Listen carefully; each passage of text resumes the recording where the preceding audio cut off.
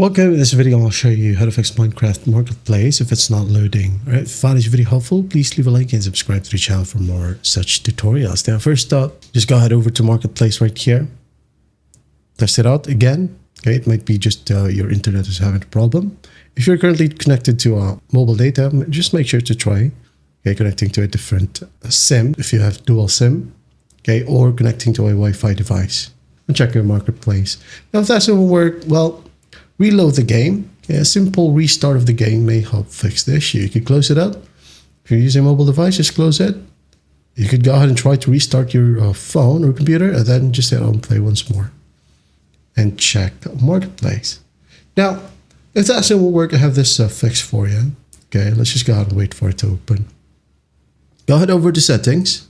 This will work on any device. And then under in the left panel, we have storage. Okay, so here we have clear Marketplace cache. So just click on it. Just click on it once, okay? And then after that, you should be good to go. Just go back, open up Marketplace, and everything should work perfectly fine now. And that is how you fix Minecraft Marketplace if it's not loading. I hope this video helps. I'll see you in the next one.